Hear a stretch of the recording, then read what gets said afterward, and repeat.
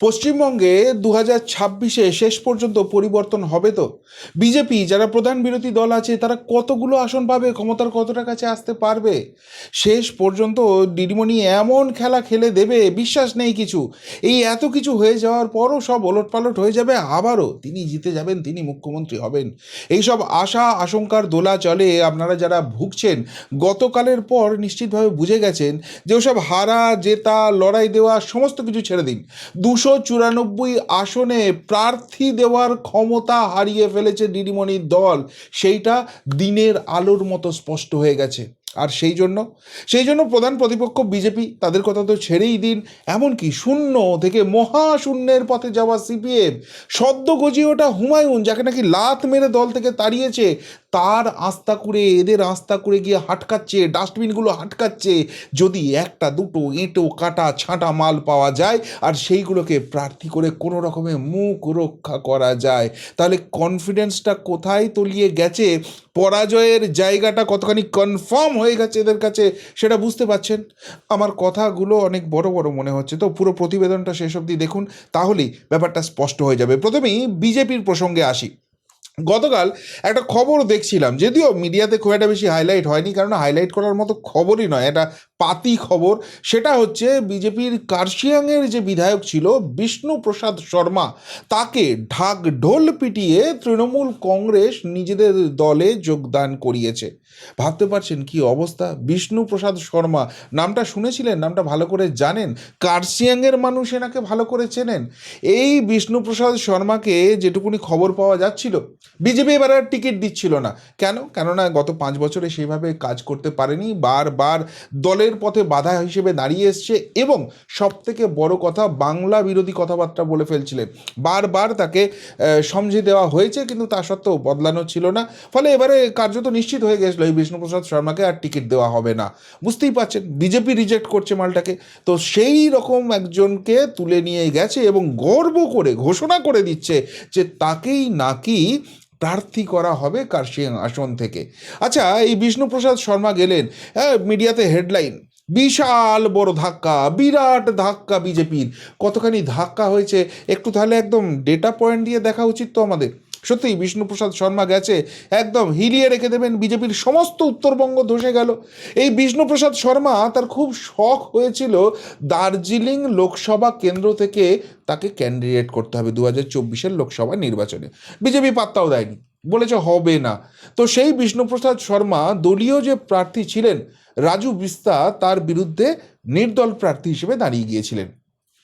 তিনি তার নিজের বিধানসভা কার্শিয়াং, সেখানে কত ভোট পেয়েছে দেখতে পাচ্ছেন, আমি লাল কালিতে মার্ক করে দিয়েছি। 1068টা ভোট পেয়েছেন, 1068। এটা হচ্ছে বিষ্ণু প্রসাদ শর্মার স্ট্রেংথ। আর ওই কার্শিয়াং আসন থেকে বিজেপি ভোট পেয়েছে 93,981টা ভোট। আচ্ছা, ঠিক আছে, ধরে নিলাম বিষ্ণুপ্রসাদ শর্মা এককভাবে এই ভোটটা পেয়েছেন, বিজেপি এত ভোট পেয়েছে। কিন্তু তৃণমূলের তো একটা নিজস্ব ভোট ছিল। ওই তৃণমূল প্রার্থী যিনি দাঁড়িয়েছিলেন, তিনি ভোট পেয়েছিলেন 55,574টা। তাহলে সেই 55,574-এর সঙ্গে বিষ্ণুপ্রসাদ শর্মার নিজস্ব যে ভোট 1,068 যদি যোগ করি, তাহলে বিজেপিকে টপকাতে পারছে।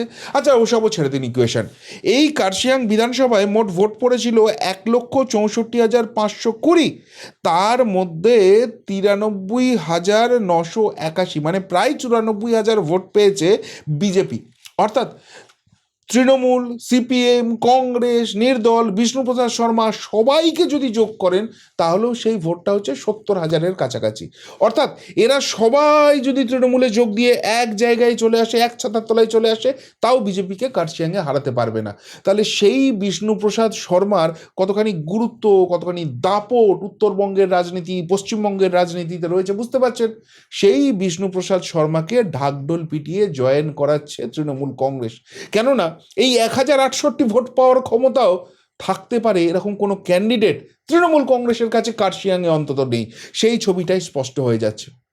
তার থেকেও মজার ব্যাপার হচ্ছে এই বিষ্ণুপ্রসাদ শর্মাকে, এই বিষ্ণুপ্রসাদ শর্মাকে কেন টিকিট দেওয়া হচ্ছিল না, কেন বিজেপির তরফ থেকে তাকে এবার রিজেক্ট করে দেওয়া হয়েছিল? কেননা বঙ্গভঙ্গ চেয়ে বারবার সোচ্চার তৃণমূলে যোগ বিদ্রোহী বিজেপি বিধায়ক বিষ্ণুপ্রসাদ শর্মার, বারবার বাংলাকে ভাগ করার কথা বলেছে এই বিষ্ণুপ্রসাদ শর্মা। আর বিজেপির ঘোষিত স্টান্স কি? বিজেপির ঘোষিত স্টান্স ডক্টর শ্যামা প্রসাদ মুখোপাধ্যায়, তিনি যদি না থাকতেন আজকে আমরা পশ্চিমবঙ্গবাসী ভারতবর্ষের অন্তর্গতই থাকতে পারতাম না, আমাদের বাংলাদেশি হয়ে যেতে হতো। তারপর প্রথমে ওই পাকিস্তানি রাজাকারদের অত্যাচার, আর তারপর এই বাংলাদেশের মৌলবাদীদের অত্যাচার, সেটাকে সহ্য করতে হতো। হয় আমাদের কনভার্টেড হয়ে যেতে হতো, নাহলে প্রাণে মরতে হতো। তো যাই হোক, সেই ডক্টর শ্যামাপ্রসাদ মুখোপাধ্যায়, তার যে নকশা, যে নকশার জন্য আজকে আমরা পশ্চিমবঙ্গবাসী হয়েছি, আমরা ভারতবাসী হতে পেরেছি, সেই নকশার কোনো বদল ঘটবে না, এখানে কোনো পরিবর্তন হবে না। সুতরাং বঙ্গভঙ্গের কোনো প্রশ্ন নেই। আর এই জায়গাতেই বারবার সোচ্চার হয়েছে বিষ্ণুপ্রসাদ শর্মা। ফলে এই রকম বাংলা বিরোধী মানসিকতা থাকার জন্যই তাকে টিকিট দেওয়া হবে না, এটা কার্যত নিশ্চিত হয়ে গিয়েছিল। অথচ এই তৃণমূল কংগ্রেসকে দেখুন, এরকম একজন বাংলা বিরোধী যে বঙ্গভঙ্গ করতে চায়, তাকে জামাই আদর করে দলে নিচ্ছে, তাকে টিকিট দেওয়ার কথা বলছে। কতখানি দেউলিয়াপনা হয়ে গেলে এই কাজ করতে হতে পারে, বুঝতে পারছেন? তাহলে এই দলটা যে 294 আসনে প্রার্থী দেওয়ার মতো জায়গায় নেই, অন্যের বাড়ির এঁটো কাটা না পেলে এদের যে সার্ভাইভাল হবে না, সেই জায়গাটা কি স্পষ্ট হয়ে যাচ্ছে না? অবশ্য এই নিয়ে তৃণমূল কংগ্রেসের কোনো বাছবিচার নেই। এরা মুখে বড় বড় কথা বলে, বাংলা, বাঙালি, অস্মিতা ইত্যাদি প্রভৃতি, তার বানানো জানে না, মানেও বলতে পারবে না জিজ্ঞেস করলে। তো এই বঙ্গভঙ্গের যারা কথা বলে, তারা এই তৃণমূলের খুব প্রিয় লোক। জন বার্লার কথা মনে আছে? আলিপুর দুয়ারের সাংসদ ছিলেন, কেন্দ্রের মন্ত্রীও হয়েছিলেন, কিন্তু এই বঙ্গভঙ্গের কথা বলেছিলেন। ফলে তার টিকিট রিপিট করেনি 2024-এ বিজেপি, আর সেই জন্য ক্ষোভে বিজেপি ছেড়ে দিয়েছিল। খুব ভালো কথা, তাকে জামাই আদর করে খেয়ে নিয়েছিল তৃণমূল কংগ্রেস। অর্থাৎ বাংলা বিরোধী যত হবে, বঙ্গভঙ্গের কথা যত বলবে, যাদেরকে বিজেপি লাত মেরে দেবে, তাদেরকে জামাই আদর করে দলে নেওয়া ছাড়া আর কোনো উপায় নেই তৃণমূল কংগ্রেসের। তাহলে এই দলটার দেউলিয়াপনাটা কোন জায়গায় চলে গেছে, সেই প্রশ্ন যখন সোশ্যাল মিডিয়ায় ভাসছে, তখন কি ভুল প্রশ্ন উঠছে? শুধু বিজেপি নয়, এরা সব দলের জায়গায় যাচ্ছে, আস্তাকুর হাতড়াচ্ছে। বলছিলাম না, এবার আপনাদের দেখাচ্ছি সিপিএমের কি অবস্থা।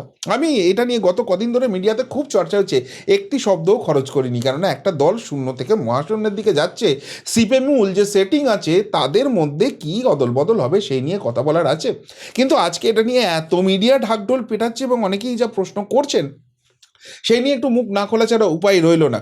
সেটা হচ্ছে সিপিএমের প্রতিকুর রহমান, যিনি 2024-এর লোকসভা নির্বাচনে ডায়মন্ড হারবারে অভিষেক বন্দ্যোপাধ্যায়ের বিরুদ্ধে লড়েছিলেন, তিনি নাকি দলে কোণঠাসা হয়ে গেছেন, তিনি নাকি দলে কাজ করার স্কোপ পাচ্ছেন না, আর সেই জন্য তিনি দলের সমস্ত পদ থেকে, এমনকি প্রাথমিক সদস্য পদ থেকেও ইস্তফা দিয়েছেন। খুব ভালো করেছেন। কিন্তু তারপর যে জল্পনাটা হচ্ছে, এই প্রতিকুর রহমান নাকি ওই অভিষেক বন্দ্যোপাধ্যায়, যার বিরুদ্ধে লোকসভা নির্বাচনে লড়েছিলেন, তার হাত ধরেই তৃণমূল কংগ্রেসে যোগদান করবেন।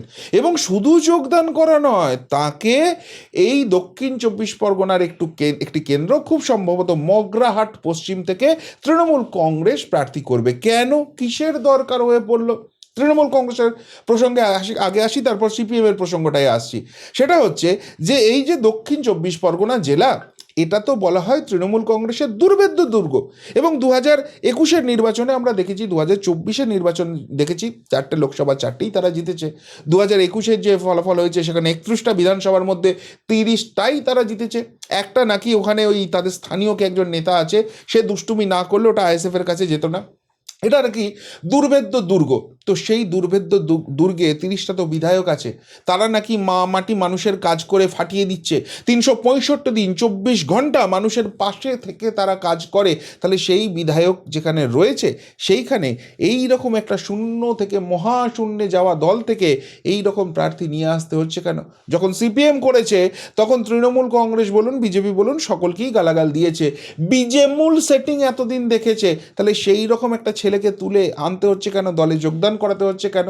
এখনো হয়নি যোগদানটা, কিন্তু রাজনীতিতে তো অনেক কিছু হয়। এবং যেভাবে মিডিয়ায় চর্চা চলছে, বিশেষ করে শাসক দলের যারা অনুপ্রাণিত মিডিয়া, সেখানে যেভাবে ডিটেলসে দেওয়া হচ্ছে, সেই জায়গা থেকেই মনে করা হচ্ছে যে হ্যাঁ, যোগদানটা সময়ের অপেক্ষা। এবং আমি এর ইন্টারভিউ কিছু দেখছিলাম, সেখানে একবারও বলেনি যে না, ওই তৃণমূল কংগ্রেসে যাব না, যে তৃণমূলের কংগ্রেসের বিরুদ্ধে এতদিন কথা বলেছি, এতদিন তাদের দুর্নীতির কথা বলেছি। বরং এখন বলছে লক্ষ্মীর ভাণ্ডারকে আমি ভিক্ষা বলে ভুল করেছিলাম, ওইটা দিয়ে মমতা ব্যানার্জি দুর্দান্ত কাজ করছে, মানে মোটামুটি হয়ে গেছে, যে কোনো মুহূর্তে জয়েন করতে পারবে। তো প্রশ্নটা হচ্ছে, এই তৃণমূল কংগ্রেসকে যেখানে 294 আসনেই মমতা ব্যানার্জি প্রার্থী, মমতা ব্যানার্জি মুখ, তাকে দেখি ভোট হয়, আগামী 300 বছরের উন্নয়নের কাজ করে দিয়েছে, বিরোধীদের দূরবীন দিয়ে খুঁজে পাওয়া যায় না, সেখানে বিজেপি বলুন, সিপিএমই বলুন, সেইখান থেকে আস্তাকুর থেকে কেন তুলে আনতে হচ্ছে প্রার্থী? এবং আস্তাকুরের কথা বললাম যখন, তখন এই ব্যাপারটাও ক্ল্যারিফাই করি। এই প্রতীকুর রহমানের বক্তব্য হচ্ছে, এবং অনেকেই দেখলাম সে তার সিম্প্যাথাইজার রয়েছে, প্রতীকুর রহমানের বক্তব্য হচ্ছে তাকে দলের মধ্যে কাজ করতে দেওয়া হচ্ছে না। তার বিরুদ্ধে যে কেসগুলো দিয়েছিল তৃণমূল কংগ্রেস, তাকে যে প্রাণঘাতী হামলা হয়েছিল, সেই সময় দল পাশে দাঁড়ায়নি, এবং সেই সব দুঃখ থেকে কাজ করতে পারছেন না বলে তিনি সিপিএমটা ছাড়ছেন, এবং তৃণমূল যে যোগদান করছেন না এই কথাটা জোর গলায় বলছেন না, অর্থাৎ করতে পারেন সেই সম্ভাবনা উজ্জ্বল হচ্ছে। আচ্ছা, কেউ যদি কাজের লোক হয়, তাকে দল কাজ করাবে না, বসিয়ে রাখবে, এরকম হয়? আর যদি সে বসিয়েও রাখে, দলটাই করতে হবে কাজ করার জন্য, তার কোনো মানে আছে? প্রতিবাদ প্রতিরোধ যদি করতে হয়, দলের কোনো দরকার নেই, মেরুদণ্ডটা সোজা রাখাটা শুধু দরকার আছে। আর সবথেকে বড় কথা, যে দলটা তাকে ফলস কেস দিল বলে এতদিন অভিযোগ করেছে, 84টা মিথ্যা মামলা করেছে, সেই দলটাতেই চলে যাচ্ছেন, তাহলে এটা চটি চাটার অনুকূল ছাড়া আর কি হতে পারে? অর্থাৎ এদের সঙ্গে আর লড়াই করার ক্ষমতা নেই, বরং সারেন্ডার করি, এদের এমএলএ ফ্যামিলে হয়ে যেতে পারলে, সংখ্যালঘু এলাকা আছে, টিকিট দেবে বলছে, বেশ ড্যাং ড্যাং ড্যাং একটা লাইভ হবে। তাহলে এই রকম যাদের ধান্দাবাজি মনোভাব হচ্ছে, তারা সত্যি আদর্শ নেতা, তারা তারা আদর্শ রাজনীতিবিদ, তাদের নিয়ে কথা বলতে হবে, আর সেই রকম লোককে তুলে এনে প্রার্থী করতে হচ্ছে। ভাবতে পারছেন দলটার দেউলিয়াপন অবস্থা কোন জায়গাটায়? তবে শুধু এই প্রতীকুর রহমান নয়, আজকে আরও দুজনকে নিয়ে চর্চা হচ্ছে।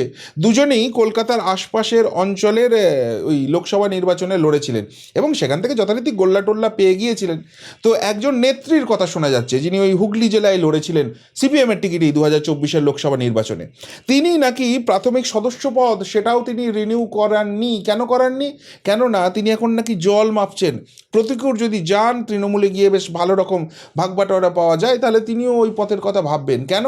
কেননা তিনি যেখানে লড়েছিলেন, সেই জায়গাকার যে বিধানসভাটায় সব থেকে বেশি ভোট পেয়েছিলেন, 50,000 মতো, সেখান থেকেই তাকে প্রার্থী করা হবে এরকম শোনা যাচ্ছিল। কিন্তু এখন সেখানে তাকে টপকে আর এক নেত্রীকে নাকি টিকিট দেওয়া হবে। তিনি সেখানে পাড়াটারা মিটিং টিটিং অনেক কিছু করে বেড়াচ্ছেন। ফলে সেই ক্ষোভ থেকে, যেহেতু তাকে টিকিটটা সেখানে দেওয়া হবে না, তিনি জল মাপছেন, তিনি প্রাথমিক সদস্যপদ রিনিউ করাননি, এবং তিনিও এই জল মাপার পর যেভাবে প্রতিকূল গেছেন, সেই দিকে চলে যাওয়ার কথা ভাবছেন। আরেকজন, তিনিও কলকাতা সংলগ্নই একটি আসনে দাঁড়িয়েছিলেন, কলকাতার কিছু আসনের একদম কাছাকাছি তিনি দাঁড়িয়েছিলেন, তার কথাও শোনা যাচ্ছে। তৃণমূলের তো এক মুখপাত্র, তিনি নাম করে বলে দিচ্ছেন যে এই মগরাহাট পশ্চিম আর যাদবপুর, এই দুটো বিধানসভায় তারা নাকি প্রার্থী পেয়ে যাচ্ছে, সিপিএম থেকে ইম্পোর্ট করতে হচ্ছে। এখন প্রশ্ন হচ্ছে, কেন? এই সমস্ত জায়গায় তো তৃণমূল জিতে আছে, তার উপরে মমতা বন্দ্যোপাধ্যায় মুখ, এরা 300 বছরের উন্নয়ন করেছে, তাহলে অন্য দল থেকে ভিক্ষা করে ধার করে প্রার্থী নিয়ে আসতে হচ্ছে কেন? কি এমন পার্থক্য হয়ে যাবে? মানে এদের নিজেদের দলের লোকেদের উপর আস্থা নেই, মমতা ব্যানার্জির উপর এদের আস্থা নেই, এরা যে উন্নয়নের কাজ করেছে সেটা ঢপের চপ এরা নিজেরাও জানে, সেই জন্য এদেরকে ধার করে নিয়ে আসতে হচ্ছে। মানুষ কিন্তু সোশ্যাল মিডিয়ায় এই প্রশ্নটা তুলছে। এবং সবথেকে গুরুত্বপূর্ণ আরেকটা মজার জিনিস আজকে দেখা গেল, সেটা হচ্ছে যে হুমায়ুন কবির, তার জামাই, তিনি কোথায় রাজনীতি করেছেন, কতটা রাজনীতি করেছেন, কতখানি রাজনৈতিক প্রভাব রয়েছে, কেউ জানে না। কয়েকদিন আগেই শুনলাম ওই মাদক পাচার টাচার কাণ্ডে তার ফ্যামিলি পুরোপুরি ফেঁসে গেছে, পুলিশ তাদের সম্পত্তি, মানে পুলিশ মানে ওয়েস্ট বেঙ্গল পুলিশ, মমতা বন্দ্যোপাধ্যায়ের পুলিশ, তারাই সব সম্পত্তি সিজ টিজ করছে। তো সেই হুমায়ুন কবিরের জামাইকে প্রার্থী হওয়ার জন্য তৃণমূল কংগ্রেস নাকি অফার করেছে। ভাবুন, একটা লোক যে তৃণমূলের বিধায়ক ছিল, আটঘাটের জল খেয়ে এসেছে, এসে তৃণমূল কংগ্রেসে ছিল, যে বলেছিল বাবরি মসজিদ করবে, তৃণমূল চুপ ছিল, তারপর যখন দেখলো শেষ মুহূর্তে আলাদা করে দিতে হবে, ইত্যাদি ইত্যাদি, এখন অনেক কিছু কথাবার্তা বলছে, সেই লোকটার দলের তার জামাই রয়েছে, সেই জামাইকে প্রার্থী হওয়ার জন্য টোপ দেওয়া হচ্ছে, এমন খবর মিডিয়াতে আসছে। তাহলে এরা কোনো দলকেই ছাড়ছে না, এবং সেই জামাই, যার রাজনৈতিক কোনো প্রাজ্ঞতাই নেই, রাজনীতির কোনো এক্সপিরিয়েন্সই নেই, কোনো দিন রাজনীতিতে কী করেছেন কেউ জানেই না, কেউ নামটুকু অবধি শোনেনি, তাকে অবধি প্রার্থী করার জন্য নিয়ে আসার চেষ্টা করা হচ্ছে। তাহলে দেউলিয়াপনাটা কোন জায়গায় গেলেই অবস্থাটা হয়?